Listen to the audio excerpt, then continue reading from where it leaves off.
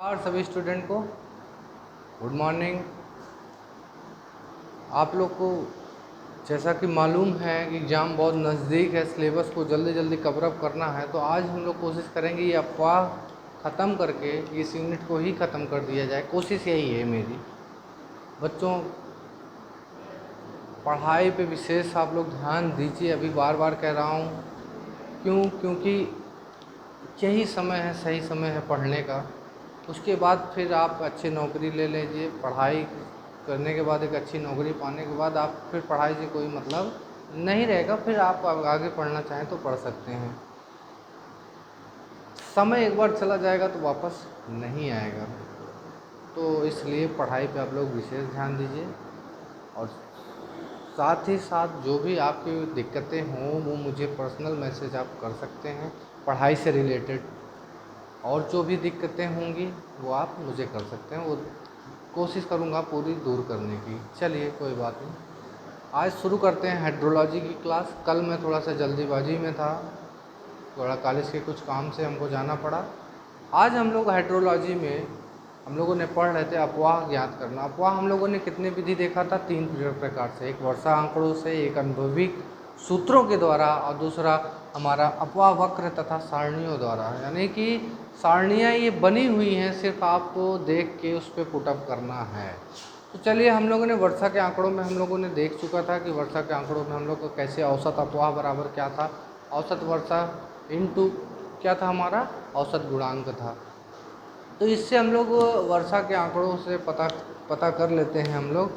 और उसके बाद हम लोगों ने अनुभविक सूत्र को कल देखा था। हम लोगों ने अनुभविक सूत्र में एक इंग्लिश सूत्र था, जिसमें से कुछ ऐसे विशेषज्ञ वैज्ञानिक हैं जो फार्मूले को दिए हैं। अब इस पर डिटेल हम लोग डीप में नहीं जाएंगे।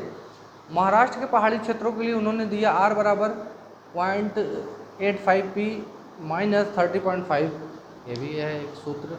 एक महाराष्ट्र के मैदानी क्षेत्रों के लिए उन्होंने दिया R बराबर P माइनस 17.8 इंटू पी अपान 254। याद करिए, रटिए इसको जो है।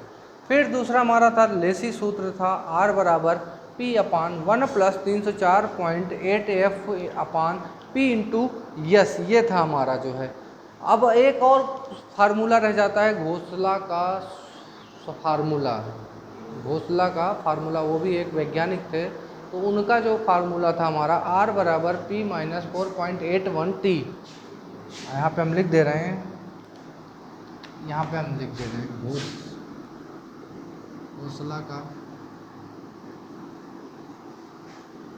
घोषला सूत्र लिख दे रहे हैं। R बराबर P माइनस 4.81T, यह हमारा क्या था? फार्मूला था। यहाँ पे इसको हम वो कर दे रहे हैं रेड पेन से अंडरलाइन। ये भी एक फार्मूला है। तो इन दोनों चारों फार्मूले में से 2 फार्मूला आप याद करिए, बहुत इंपॉर्टेंट है, हो सकता है ऑब्जेक्टिव में आ सके। एक घोषला का, एक लेसी का।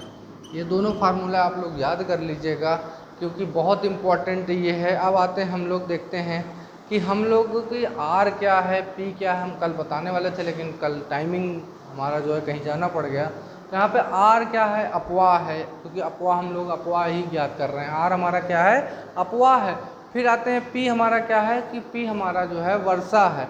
वर्षा जो जितने सेंटीमीटर में हम यहाँ पे लिख दे रहे हैं। R बराबर, आप लोग यहाँ पे लिख लीजिएगा, R बराबर अपवाह, P बराबर वर्षा है। ये सेंटीमीटर में आप लोग निकालेंगे, वर्षा है हमारा, ठीक है। अब आते हैं हमारा कौन सा पॉइंट रह गया? इसमें P है, इसमें F और यस है हमारा। तो F हमारा क्या है? मानसूल काल गुणांक, और यस है हमारा क्या है? वर्ष अपवाह क्षेत्र का गुणांक। यहाँ पर हम लिख देंगे कि F बराबर मानसून काल गुणांक,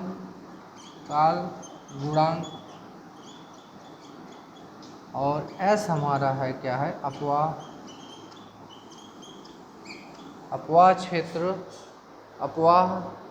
क्षेत्र का गुणांक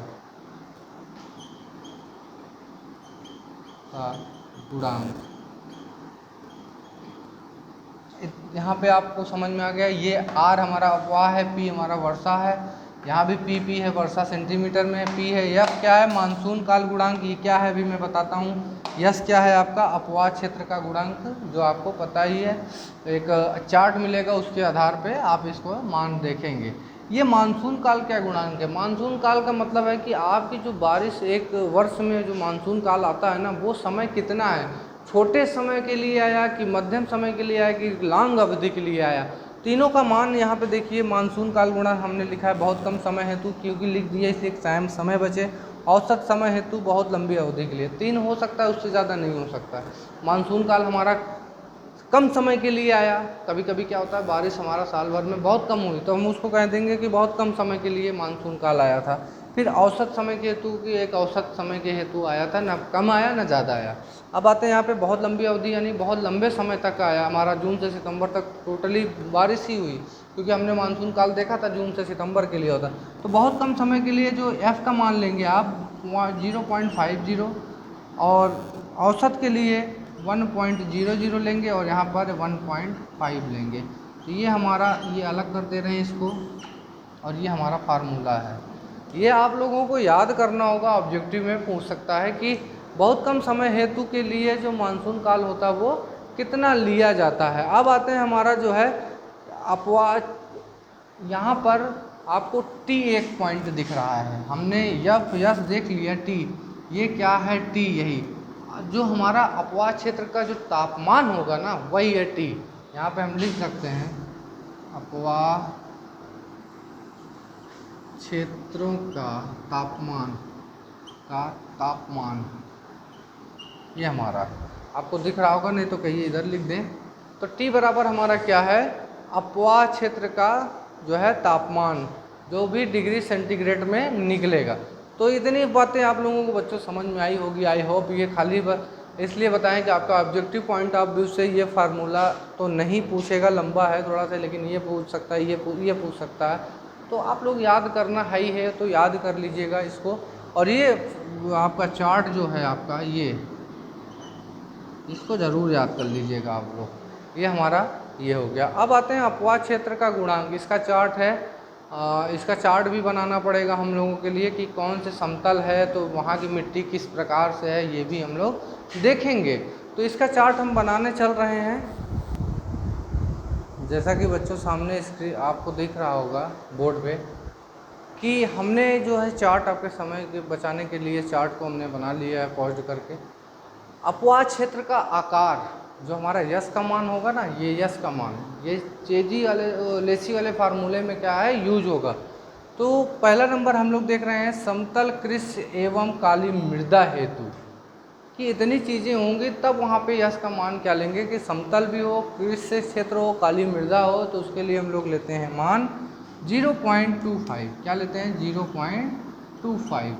अब उसके बाद आते हैं दूसरा नंबर, यहाँ पर लिखा है समतल आंशिक कृषि एवं विभिन्न प्रकार के मृदाओं हेतु, यानी समतल तो है लेकिन आंशिक कृषि है, यानी कुछ भूमि जो है हमारा कृषि करने हेतु वो है, तथा विभिन्न प्रकार के मृदाओं हेतु, कोई भी प्रकार की मृदा होगी तो हम वहाँ पे कितना लेंगे, 0.60। अब आते हैं तीसरा, हम देख रहे हैं साधारण अपवाह क्षेत्र हेतु, यानी कि बहुत साधारण सा अपवाह क्षेत्र है जिसमें हम लोग कितना लेंगे, वहाँ पर 1.00 ले लेंगे। अब आते हैं चौथा नंबर बात करते हैं यहाँ पर, तो पहाड़ी क्षेत्रों के लिए हम कितना लेंगे, पहाड़ी क्षेत्रों के लिए हम लोग लेंगे 1.70। अब आते हैं खड़ी ढाल वाले क्षेत्र हेतु, खड़ी ढाल जैसे कहीं कहीं आप देखेंगे पहाड़ी एकदम खड़ी है ढाल वो, तो वहाँ पर हम लोग कितना लेंगे, 3 सबसे ज़्यादा इसी में लेंगे, 3.45 यही मान लेंगे। तो ये हमारा जो है यस का मान, यफ का मान सारणी के आधार पर आप देख के जो है पुटअप कर सकते हैं अपने फार्मूले में, और बहुत ज़्यादा इससे क्वेश्चन नहीं आएगा ऑब्जेक्टिव में भी, क्योंकि इस समय ऑब्जेक्टिव का वो आप लोगों का पैटर्न है, तो क्योंकि इतना डीप में नहीं, बेसिक ही पूछेगा, तो बहुत ज़्यादा अगर आप लोगों को याद कर सकते हैं तो बहुत अच्छी बात है, नहीं तो कोई दिक्कत नहीं है ज़्यादा, क्योंकि सवाल इससे डीप में नहीं जाएगा, और कह भी नहीं सकते, कोई गारंटी भी नहीं, लेकिन मेरे अकॉर्डिंग जो है बेसिक ही पूछेगा, बहुत ज़्यादा डीप में नहीं जाएगा।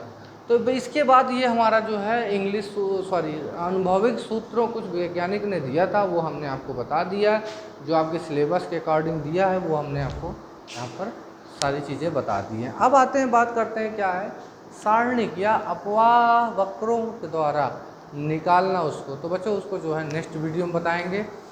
तब तक, क्योंकि वीडियो बहुत लेंदी होने लगा है और अपलोडिंग करने में दिक्कत आ रही है, तो थोड़ी सी आप कॉपरेट कर सकते हैं इस मैटर में कि आप लोग वीडियो को नेक्स्ट वीडियो में देख सकते हैं। तो आज के लिए इतना ही बच्चों, घर पे रहिए, सुरक्षित रहिए, हम पढ़ाई करते रहिए ज़रूर से ज़रूर, और कोई भी क्यूरी हो तो आप हमको डायरेक्टली मैसेज कर सकते हैं। धन्यवाद बहुत बहुत।